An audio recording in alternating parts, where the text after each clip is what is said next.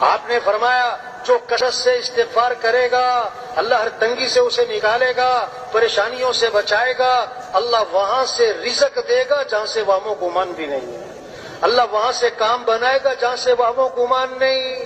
استغفار پر وعدہ ہے، لولا تستغفرون اللہ لعلکم ترحمون۔ اور استغفار کیوں نہیں کرتے؟ اللہ کی رحمتیں آئیں گی۔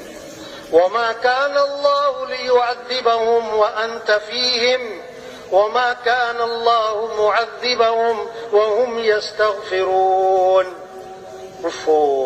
اگر آپ ان میں موجود ہیں نا، اللہ فرما رہے ہیں ان پر عذاب نہیں آئے گا۔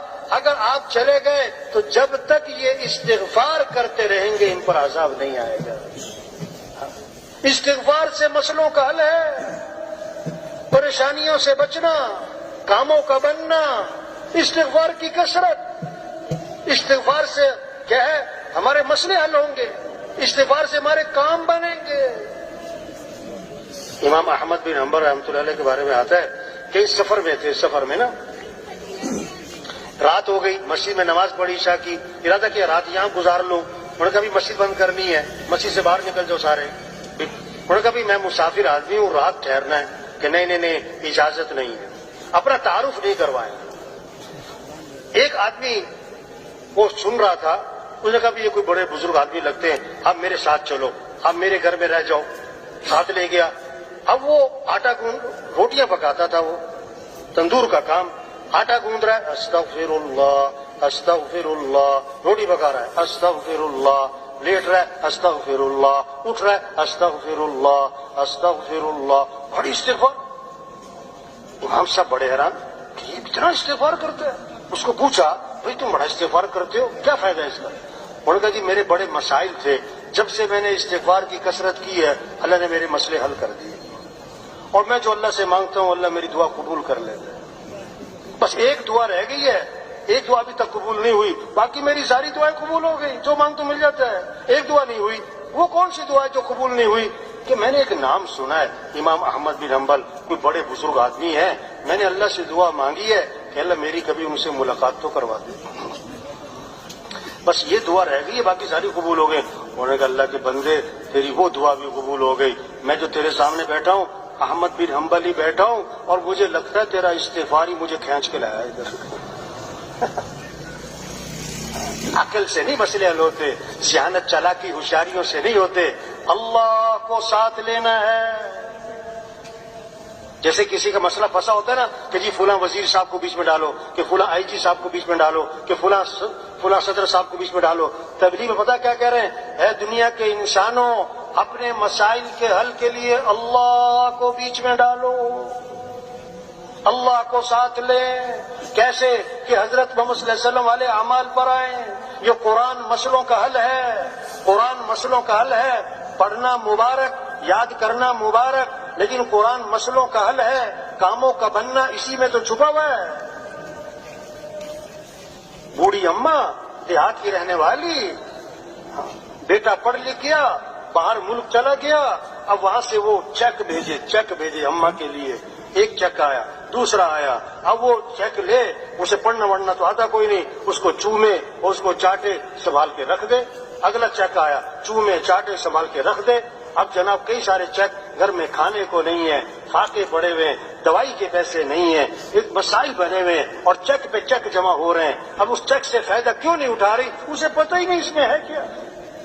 آج ایک طبقہ ہے جو قرآن کو چومتا بھی ہے اور قرآن کو رکھتا بھی ہے، اور قرآن بہت اچھی بات ہے قرآن، لیکن قرآن کو سمجھتا، قرآن مسئلوں کا حل ہے۔ بیٹے نے، ابا نے خط لکھا، بیٹا میں واپس آ رہا ہوں سفر سے، اتنے بجے رات کو پہنچوں گا ایئرپورٹ، مجھے ایئرپورٹ سے آ کر لے لینا، رات کا وقت ہوگا، اگر نہ آئے تو بڑا مسئلہ بن جائے گا۔ اب بیٹے کے پاس خط آیا، اس نے اس کو چوما اور اس کو ماتھے سے لگایا اور اس کو پڑھا اور سینے سے لگایا اور سنبھال کے لپیٹ کے رکھ دیا، ایئرپورٹ لینے نہیں گیا۔ اب ابا جی پہنچے، بڑا پریشانی، بڑی مشکل سے گھر پہنچے۔ بیٹا میرا خط نہیں آیا تھا؟ آیا تھا، پڑھا نہیں تھا؟ پڑھا تھا، میں نے چوما بھی ہے، میں نے تو وہ سنبھال کے رکھا ہوا ہے۔ بہت تھپڑ مارے گا کہ جو اس میں میں نے کرنے کو کہا تھا وہ تو کیا کوئی نہیں تم نے. قرآن کو یاد کرنا مبارک، قرآن کو چومنا مبارک، قرآن کو پڑھنا مبارک، لیکن بھائی قرآن پر عمل کرنا ہے. اس میں مسئلوں کا حل چھپا ہوا ہے. اس میں کیا چھپا ہوا ہے؟ اللہ وجہ ما اصابکم من مصیبت فبما کسبت ایدیکم، جو بھی تم پر مصیبت آتی ہے قرآن بتا رہا ہے وہ تمہارے کسی گناہ کی وجہ سے ہے. ایک صحابی آئے، عرض کے حضور فلاں آدمی کا مال تھا، سمندر کے کنارے پانی کی لہریں آئیں، سامان بہا کر لے گئیں. آپ نے کیا فرمایا؟ جو مال بھی ضائع ہوتا ہے خشکی میں یا تری میں وہ زکوٰۃ روکنے کی وجہ سے ہوتا ہے. زکوٰۃ نہیں دی ہوگی. قرآن تو مسئلوں کا حل بتا رہا ہے. قرآن کیا بتا رہا ہے؟ مسئلوں کا حل بتا رہا ہے، پریشانیوں کی وجہ بتا رہا ہے. پہلی قوموں پر عذاب کیوں آیا ہے؟ اللہ نے ایک وجہ بتائی ہے. ساری قوموں پر عذاب کی قرآن میں ایک ہی وجہ بتائی ہے، فَكُلًّا أَخَذْنَا بِذَنبِهِ، ہم نے ان سب کو پکڑا ان کے گناہوں کی وجہ سے. ظَهَرَ الْفَسَادُ فِي الْبَرِّ وَالْبَحْرِ بِمَا كَسَبَتْ أَيْدِي النَّاسِ، جو بھی فساد ہے خشکی میں تری میں وہ انسانوں کی بدعمالی کی وجہ سے. جب زکوٰۃ نہیں دیں گے اللہ بارشیں روک لے گا. جب بے حیائی عام ہوگی، جب بے حیائی عام ہوگی فحش چیزیں عام ہوں گی، فحش چیزیں عام ہوں گی. اللہ کے نبی نے فرمایا ایسی ایسی بیماریاں پیدا ہوں گی جن بیماریوں کے نام تمہارے بڑوں نے کبھی سنے بھی نہ ہوں. ہاں ایک صحابی آئے، عرض کے حضور رات مجھے بچھو نے ڈس لیا، رات مجھے بچھو نے ڈس لیا. آپ نے کیا فرمایا؟ اگر تم نے یہ دعا پڑھی ہوتی تو بچھو تمہیں نقصان نہ پہنچا سکتا. اعوذ بکلمات اللہ التامات من شر ما خلق. اللہ کے نبی کا گزر ہوا، فرمایا تم مجھے پریشان لگ رہے ہو کہ جی ہاں بہت پریشان ہوں، قرضے بھی چڑھے ہوئے ہیں. میں تمہیں ایسی دعا بتاؤں کہ پریشانیاں دور ہو جائیں، قرضے ادا ہو جائیں. دعا بتائی، عمل بتایا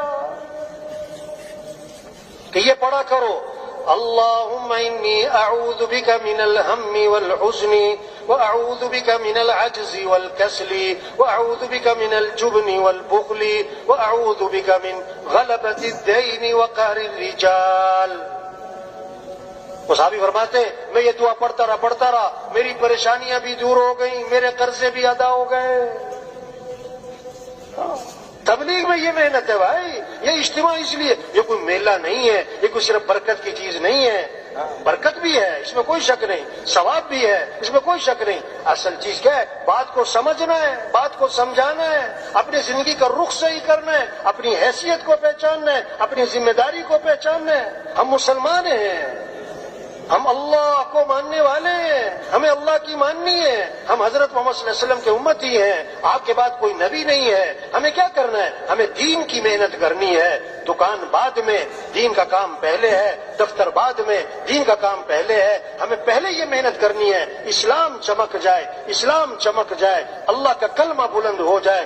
دکانوں کے چمکنے سے مسلمان نہیں چمکے گا، کاروبار کے چمکنے سے مسلمان نہیں چمکے گا، دفتروں کے چمکنے سے مسلمان نہیں چمکے گا. اسلام چمکے گا تو مسلمان بھی چمکے گا. اگر اسلام نہیں چمکتا تو مال کی کثرت، چیزوں کی کثرت، اسباب کی کثرت، اسلحے کی کثرت، اس سے مسلمان کبھی نہیں چمک سکتا ہے.